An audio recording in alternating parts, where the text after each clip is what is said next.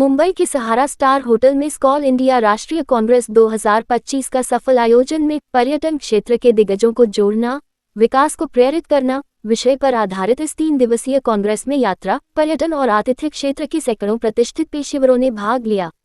इस कार्यक्रम को पर्यटन मंत्रालय, अतुल्य भारत, भारतीय विद्यापीठ, भारतीय होटल प्रबंधन संस्थान, love my India, cousin DMC और आई लव जापान डीएमसी जैसे मूल्यवान भागीदारों का समर्थन प्राप्त था। पूर्व केंद्रीय विदेश मंत्री डॉक्टर शशि थरूर ने भारत की वैश्विक स्थिति पर कहा, स्कॉल इंडिया नेशनल कांग्रेस 2025 में भाग लेने से यह पुष्टि हुई है कि भारत की विविधता और विरासत अंतर्राष्ट्रीय सद्भावना और सहयोग के शक्तिशाली प्रेरक हैं। पूर्व केंद्रीय मंत्री एवं भाजपा सांसद मेनका गांधी ने पर्यटन के माध्यम से दुनिया में बदलाव एवं पर्यावरण और प्राणियों के संरक्षण जैसे कई महत्वपूर्ण मुद्दों पर अपनी बात रखी। स्कॉल इंटरनेशनल मुंबई साउथ के मेजबान अध्यक्ष पद्मश्री डॉक्टर मुकेश बत्रा ने कहा, स्कॉल इंडिया नेशनल कांग्रेस 2025 की मेजबानी हमारे चैप्टर के लिए एक गौरवपूर्ण क्षण रहा है। We can absorb our unskilled and low-skilled labor. We can give jobs to our young people.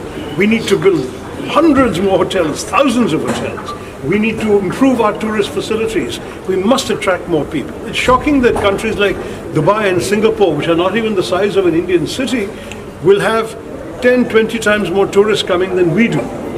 Why do we have that? We have such a beautiful country to offer the world. We must give tourism more of a priority. That is my message to this conference.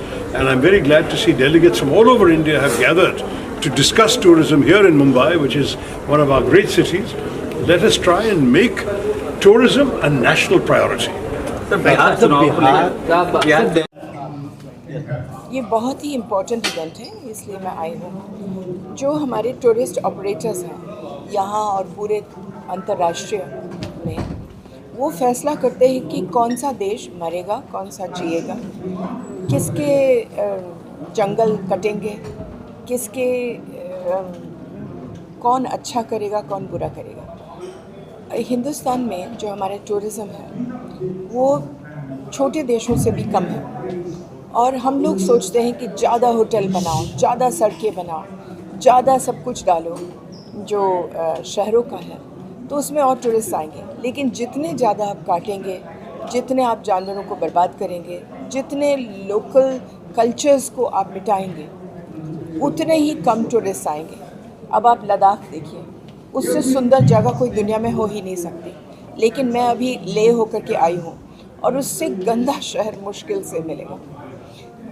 क्यों? क्योंकि हमने बहुत बुरी तरह से रखा है।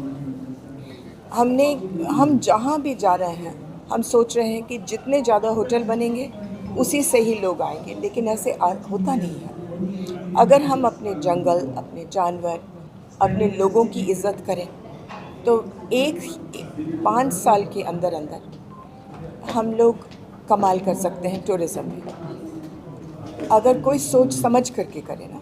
आप क्या रिफॉर्म सजेस्ट करेंगे? जो एक तो आपने पिछले 10 साल में कितने, मैंने स्टेटिस्टिक्स दिए, करीबन 21 लाख हेक्टेयर आपने काट दिए जंगल के।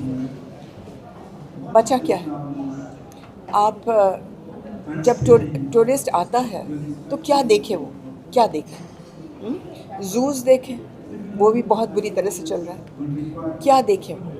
नदियों को देखें, हम लोगों ने नदियों को नालियाँ बनाई। समुंदर देखें, समुंदर पर प्लास्टिक का ढेर के अलावा कुछ है नहीं। कॉरल्स देखें, कॉरल तो अब 10% बचे हैं। सुंदरबंस देखें, सुंदरबंस तो डूब गया। तो क्या देखे वो? तो क्यों आए वो? तो इसीलिए मैं सजेस्ट करती हूँ कि ऐसे कोई टूरिज़्म पॉलिसी होनी चाहिए जो करोड़ों रुपए डाले, जो चीज़ें हैं हमारे पास उनको अच्छा बनाने में, उनको और बढ़ाने में, और जंगल और जानवर, इस किस्म की चीज़ें करें जो कंपैशन बेस्ड हैं। अगर ये हो जाएगा तो पूरी दुनिया हमारे यहाँ आएगी। सरकार ने अपने स्पीच के दौरान 4 धाम में जो कंक्रीटीकरण किया जा रहा है उसका भी उल्लेख किया। आपको लग रहा है कि जिस तरीके से डेवलपमेंट के नाम पे 4 धाम यात्रा के आसपास के परिसर में जो कंक्रीटीकरण किया जा रहा है वो सही है, या इसका कोई और विकल्प जो है? मैंने तो ये बोला कि मुझे तो लगता है कि भगवान भी भाग गए हैं 4 धामों से, क्योंकि पिछले साल 700 जानवर केवल हेमकुंड से नीचे गिरे। कौन भगवान टिकेगा इससे? पूरा कंक्रीट आपने ऊपर कर दिया। जहाँ मेडोज़ होते थे, फूल होते थे, जहाँ वहाँ जाकर के ऐसे लगता था कि आप जन्नत पहुँच गए, अब ऐसे लगता है कि दिल टूट गया ऊपर जब आप जाएंगे। घूम फिर करके मिट्टी, क्रूरता देखते देखते देखते आप ऊपर पहुँचे, और फिर किस लिए पहुँचे? मैम, राजनेता से इतर आपकी एक अलग पहचान जो है वो एक पर्यावरणविद की है।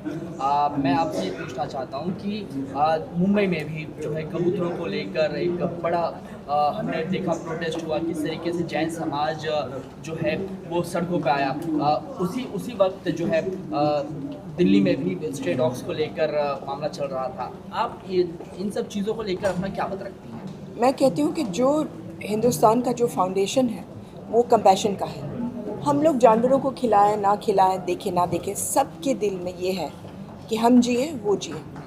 अगर आप एक के बाद एक उनको मारना शुरू कर दो, अब कबूतर ने आज तक किसी का बिगाड़ा नहीं, ना कोई आज तक अभी नहीं दुनिया में कोई मरा है कबूतर की वजह से, लेकिन आपने उनको मारना था। 57 आपके कबूतर खाने बम्बई में हैं, आपने 4-5 को तोड़ दिए मुख्य वाले। अब मुख्यमंत्री जी ने फैसला किया है कि उन्होंने एक कमेटी बनाई है, और वो कमेटी जब अपना राय देगी, जो 1 महीने में देगी, उसके बाद कबूतर खाने ज़रूर बनेंगे, मुझे पूरा यकीन है। अब दिल्ली में भी सुप्रीम कोर्ट ने रोका है ये मारापीटी।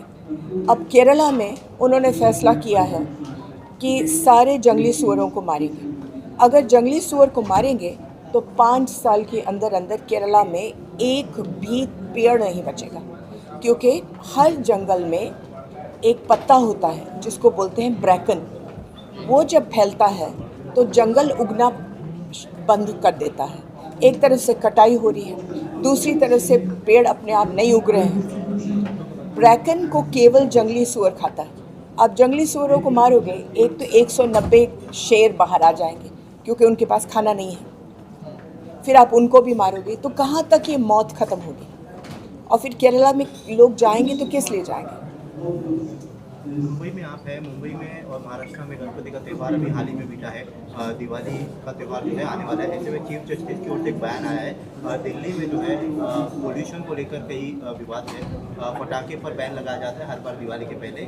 भूषण गवई जो है चीफ जस्टिस, उन्होंने एक स्टेटमेंट दिया है कि हर बार दिल्ली में ही जो बैन लगाया जाए, इसे ओवरऑल इंडिया में कर देना चाहिए, क्योंकि हर एक इंसान को जो है खुले आसमान में खुले वातावरण। हम कहते हैं कि अगर आप कबूतर को मार रहे हो कि वो बीमारी फैलाते हैं, तो कबूतरों से लाख गुना ज़्यादा तो आपके पटाखे मारते हैं। तो आपने इसको एक पॉलिटिकल चीज़ बनाई है कि कि नहीं, हिंदू पटाखे बजाएंगे।